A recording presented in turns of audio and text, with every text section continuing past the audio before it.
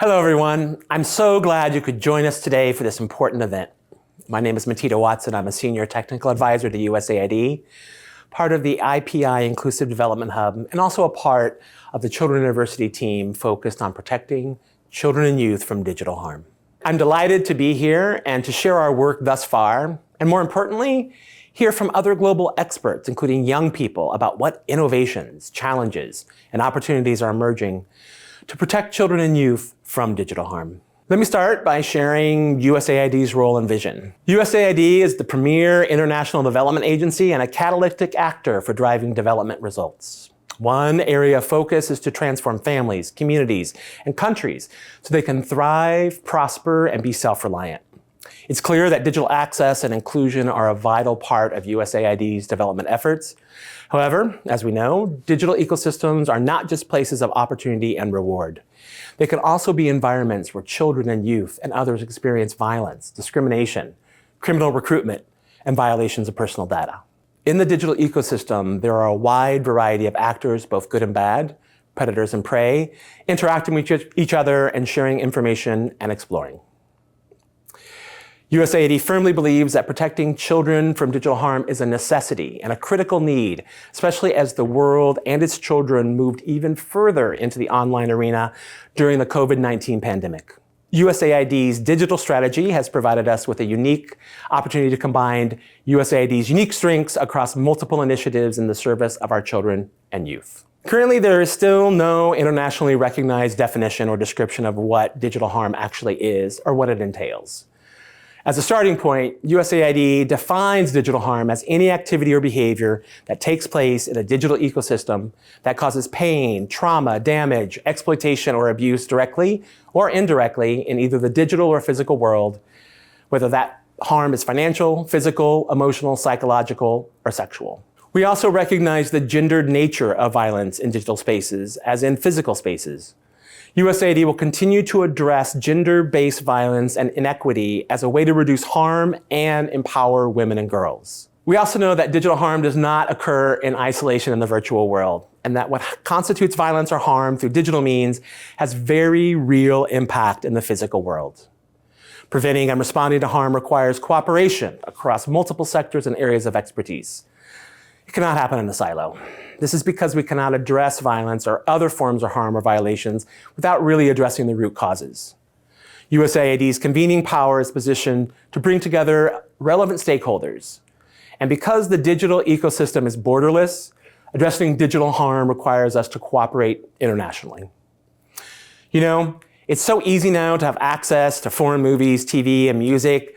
They're all readily available. Unfortunately, this also applies to violence, harm, and crime. Children exploited or a young person being extorted in one country may be victimized from another or multiple countries.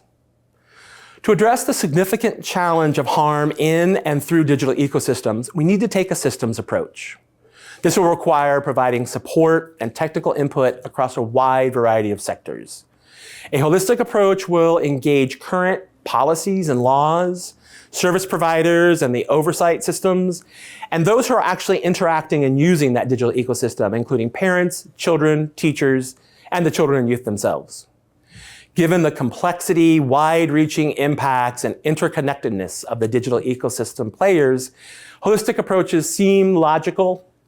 Faced with that task, USAID has developed a strategic roadmap for preventing and responding to digital harm. This has been developed through a part of a dynamic, iterative process that includes both internal and external consultations, including the 2022 Protecting Children and Youth from Digital Harm Symposium, and key inputs from USAID's Digital Youth Council. The roadmap rests on several cross-cutting principles. The first is prioritizing prevention. By addressing the root causes of digital harm, taking an evidence-based approach, and building the capacity of young people, adults and caregivers, digital harms can be prevented before they occur. We know that digital risk and harm manifest in different ways across the life of children, and this means at USAID we have to take an ages and stages approach to addressing these challenges.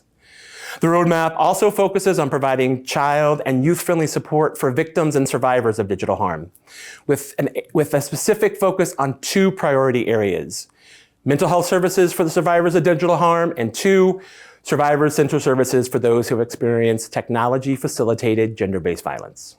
Through USAID's Inclusive Development Hub, all programming to protect children and youth from experiencing digital harm will take an inclusive lens, promoting the input and engagement of a wide range of children and youth while making sure to safeguard them from additional risks or harms. The roadmap pays special attention to the rights and inclusion of marginalized and underrepresented populations of children and youth, including children in adversity, youth and young people, Indigenous populations, persons with disability, and members of the LGBTIQ+ community, while recognizing that intersectionality of vulnerable groups can only intensify some of these digital harms. Without this dedicated approach, children and youth in these populations are at risk of being left out and exposed to digital harms, exacerbating the harms they experience offline and in the real world. Following these principles, USAID will develop internal capacity across the agency, as well as invest strategically in thematic areas to ensure awareness and access to information and robust, accountable mechanisms to respond to the incidents of digital harm we encounter in our work globally. We've already developed a primer that introduces USAID and its partners to the risks and rewards that exist for children and youth in digital environments, and provides guidance on how to minimize potential digital harms to children and youth in USAID's programming. We will be making strategic investments in 4 areas going forward. The first, empowering parents and communities, is key to both preventing and addressing those digital harms. Parents, caregivers, schools, and school administrators, as well as communities, play a critical role in primary prevention of violence and digital harm, since they can address the causal factors and social norms that perpetuate violence and exploitation. USAID can leverage its existing parent and community-focused programming to enhance their capabilities in this regard.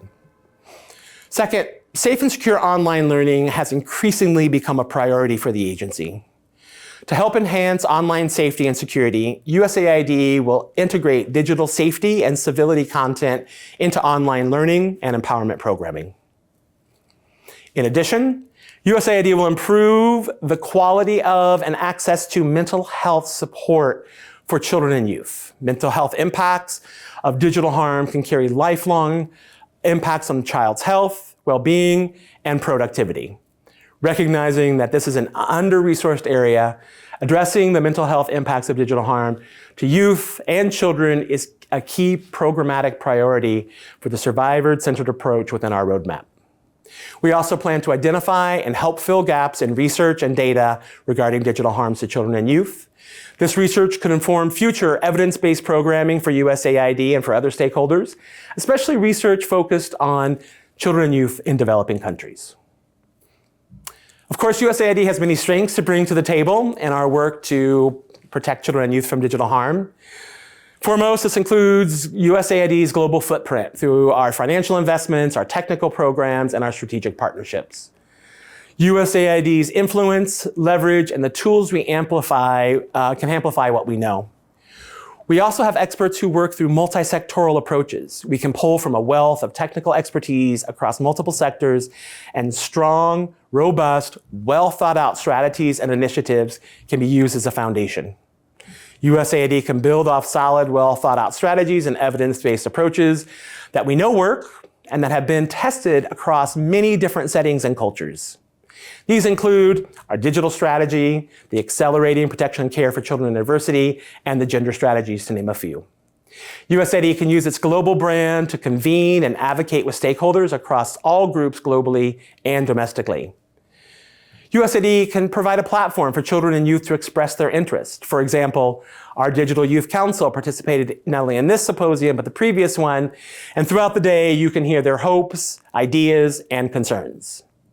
Of course, we will also continue to work closely with our implementing partners and our trusted global networks all over the world. The participation of our many presenters today exemplifies the global expertise available as we tap into this work together to address digital harms to children and youth. We have scheduled a full day of events stretching from Asia to Americas. In addition to hearing about USAID's work, you can listen to lightning talks on data and innovative programming and participate in discussions between civil society, tech companies, and youth. You can explore tech demos by youth and others creating new technology to protect children and youth from digital harm. And you can learn from experts in how-to sessions on artificial intelligence, digital literacy, and other important topics. I want to thank you for joining us here today, and I encourage you to explore, engage as much as possible in the sessions and the discussions that we're having.